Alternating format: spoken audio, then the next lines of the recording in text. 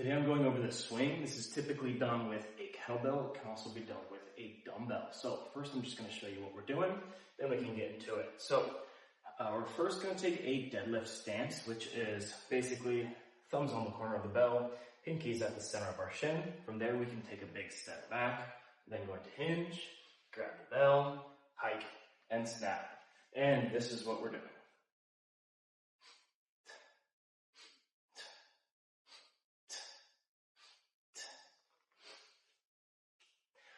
This can also be done with a dumbbell. It'll be very similar. What we would do is assume the same stance, so a deadlift stance. We would then hinge, reach down, grab our hands on the bell, roll those shoulders down so we activate the lats, and then from here, hike and snap.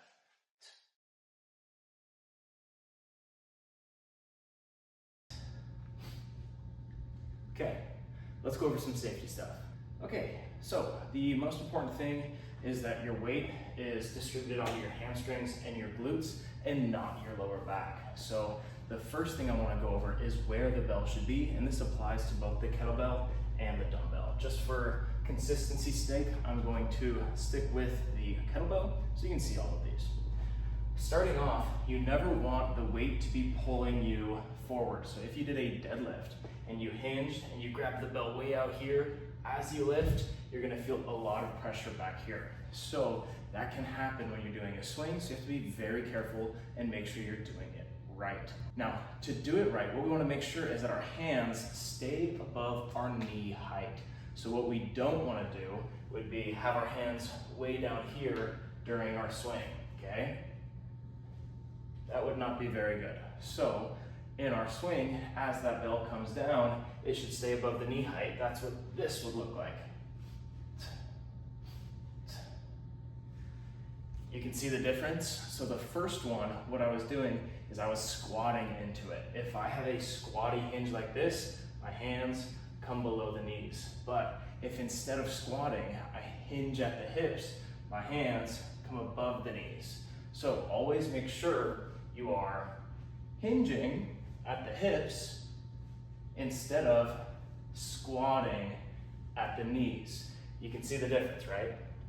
Okay, so to make sure we are hinging correctly, the biggest part of this is to delay your hinge. So when that bell is coming down, we want to stay perfectly vertical until our elbows touch our torso. Okay, so we did a big swing. We're gonna stay upright until the bell touches until our elbow touches our torso. And then from here, boom, hinge to get out of the way, and then explode again, stay upright, and that's what we're doing. What commonly happens is people hinge with the bell, and then we end up down here. And this is no good. This is our hands coming down under the bell. So delay that hinge. Let me show you the difference. You tell me which one looks right. So this is what not to do. This is hinging with the bell. Ooh, no good. This is what to do. This is delaying the hinge.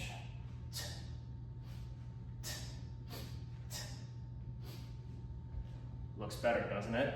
Now, the next thing is gonna be your weight choice. If you go too heavy, you're gonna be all over the show. If you go too light, you're not gonna do anything. So choose a weight that you can control. You should be able to keep your feet perfectly planted the entire time. No toes up, no heels up. Okay? If you can follow that, you'll have a good kettlebell or dumbbell swing. Let's get into some more specifics, but we can park it there for now. Okay, let's go over a couple more small details with the hinge. One big thing I see is sometimes people end way out here because they just did way too much power with the hips, okay? So if you record yourself or you see yourself in the mirror and you're doing the banana, we're gonna try to take it down a notch and end in a straight plank. The other thing I see is people often don't have their eyes in the right spot, so sometimes they will look at the floor the entire time, and we end right here, and this is no good, right? We've got to find that straight plank.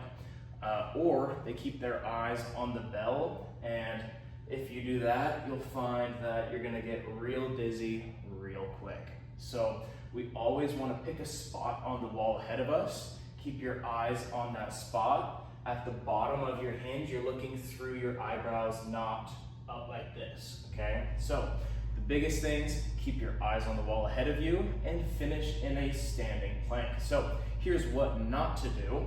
Eyes down, finish way up here. Here is what to do. Eyes on the wall, finish here. Right? You can see the difference, so watch for that in your swing. I'm always gonna recommend for you to record your sets and compare them to this video or any others that you have found. Now, next piece I often see is people not getting power from their hips. If you did 100 swings today, your hamstrings and glutes should be super sore, your arms should be fine. So what often happens is people will use their arms to pick up the weight. So if your shoulders are sore at the end, we gotta reevaluate this. So it's gonna look a little funny, but the best drill that you should try right now is take your hands, hinge, and then hit your hips. And this is gonna help you build that explosivity, okay? So what we should do is grab our bell, and we do that explosion at the hips where our glutes are thrusting forward. What we should not do would be slowly coming up and then lifting with our arms. You can see the difference, right? Which one looks better? Which one looks stronger? And which one is gonna do more for you? It's the explosive hips that are gonna help you in the long run. And all of these are for both the kettlebell and the dumbbell. So I'm gonna show you a correct set, one of each. And I want you to double check this video after you record yourself doing it and compare and see how you can improve. As always, if you have more questions, please leave it in our comments or reach out to your coach and they can help you out. But for the kettlebell swing, we're going to hinge, shoulders come down, hike, snap, hike, snap, hike, snap, snap, hike. Boom. For the dumbbell,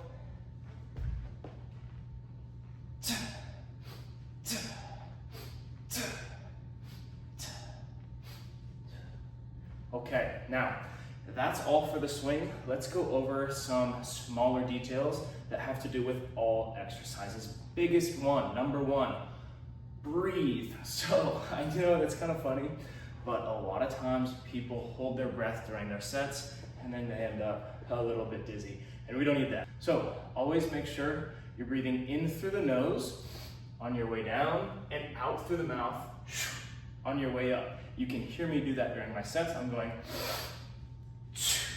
okay? And that's gonna help you stay alive during your sets, okay? So practice that. All right, one more piece I want to add. Last thing, I promise.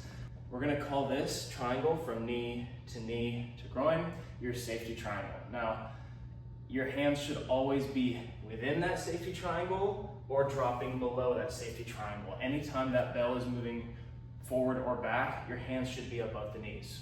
That also includes when you're picking up the bell or setting it down. So we do not want to finish our swings and then sit here like this, because we're breaking rule one, okay? We're putting pressure on our back. So the only time your hand is ever below your knees is during the first hike and the release. And when you release, the bell goes straight to the floor. It does not swing back and forth, okay? So when we're doing our swings, hands stay above the knee. When we're done, straight to the floor, okay? So we're never sitting here doing this. I'm only doing it to show you, and it's a light bell, so I'll be okay. Any questions, let me know. Thank you all for watching, and I'll see you in the next video. Good luck on your program.